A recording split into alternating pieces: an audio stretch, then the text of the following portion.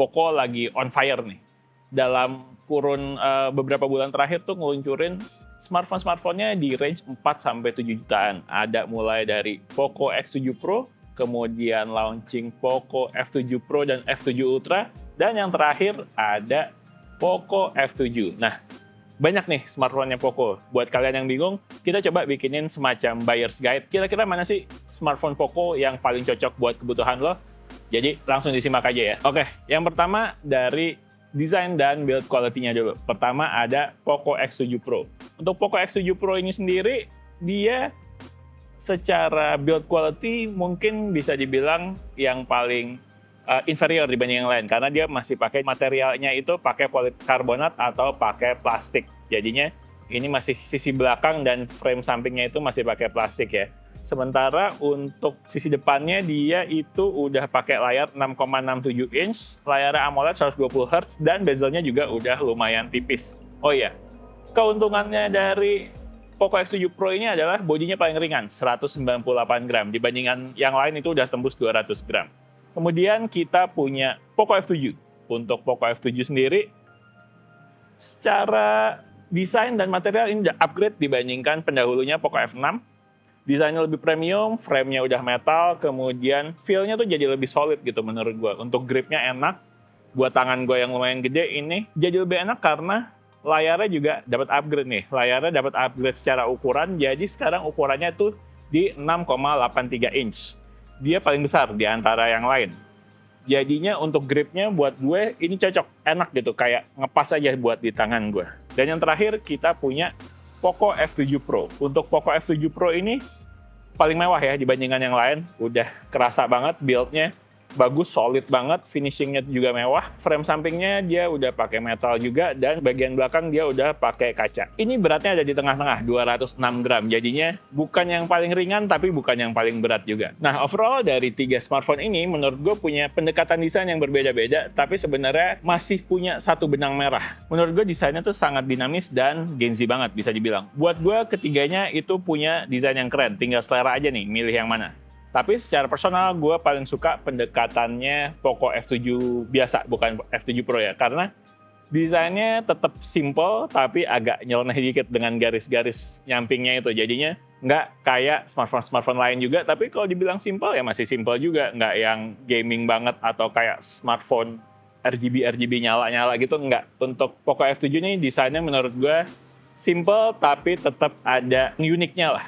Sementara untuk build quality, jelas Poco F7 Pro nih yang paling bagus. Secara material, build quality, menurut gue Poco F7 Pro itu paling pas lah, paling enak buat dipegang, materialnya halus, kemudian berkesannya tuh juga, kesannya tuh juga tahan banting gitu untuk Poco F7 Pro. Sementara untuk Poco X7 Pro, mungkin secara build quality yang paling inferior dibandingkan yang lain, tapi sekali lagi balik, ini yang paling ringan secara bobot dibandingkan yang lain. Jadinya, mungkin buat yang nggak suka smartphone berat, Poco X7 Pro bisa jadi pilihan yang oke juga.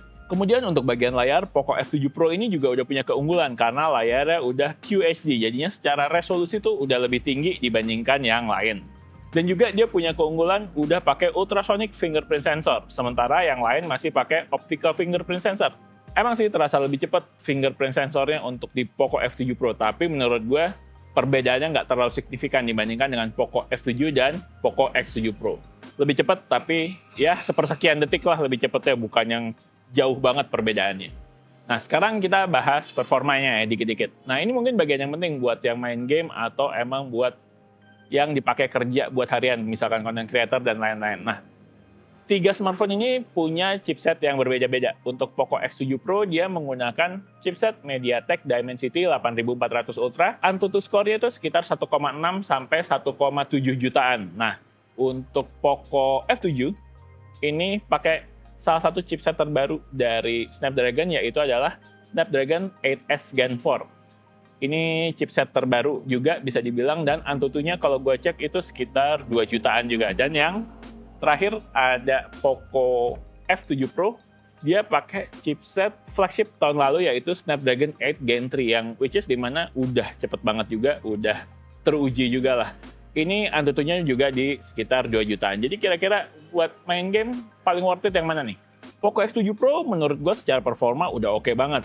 Softwarenya itu udah cukup stabil dan optimal karena udah beredar cukup lama, jadinya udah dapat beberapa update software yang bikin software itu udah makin stabil dan makin optimal. Jadinya nggak terlalu mudah panas juga. Sementara untuk Poco F7, mungkin karena ini yang paling belakang keluar, jadinya untuk softwarenya itu belum terlalu banyak dapat software update, sehingga mungkin belum terlalu stabil dan belum terlalu optimal untuk performance gamingnya. Jadinya bisa dibilang masih sering panas lah. Nanti biasanya sih seiring berjalannya waktu dapat software update dan lain-lain itu pelan-pelan akan menyesuaikan dan akan makin stabil dan mungkin bisa kemungkinan besar ya makin adem juga. Sementara untuk Poco F7 Pro udah cukup stabil juga, udah dapat software update yang cukup banyak juga, jadinya udah lebih stabil juga dan ini chipset yang paling flagship lah dibandingkan dengan dua yang lain. Jadinya udah teruji juga lah kemampuan untuk gamingnya. Intinya performa tiga-tiganya ini udah cocok banget buat ngegame.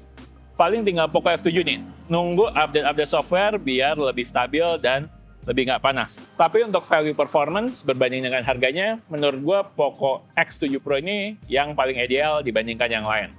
Paling murah, tapi performance-nya nggak beda jauh. Sekarang kita ngomongin untuk kameranya. Untuk kameranya sendiri, ya walaupun Poco bukan dikenal sebagai smartphone kamera, tapi menurut gue kamera dari ketiga smartphone ini udah cukup oke. Nah, setupnya untuk Poco X7 Pro dia pakai setup 2 kamera 50 megapiksel dengan sensor Sony IMX882. Untuk Poco F7 dia juga pakai setup 2 kamera dengan sensor Sony IMX882 juga. Dan yang terakhir adalah Poco F7 Pro. Nah, Poco F7 Pro ini walaupun sebenarnya kelihatannya kayak ada 3 kamera, tapi sebenarnya dia setupnya 2 kamera juga. Nah, untuk sensornya sendiri dia menggunakan sensor Light Vision 800. Dari 3 smartphone ini kira-kira gimana kualitas perekaman, foto, dan videonya? Yuk, langsung kita lihat.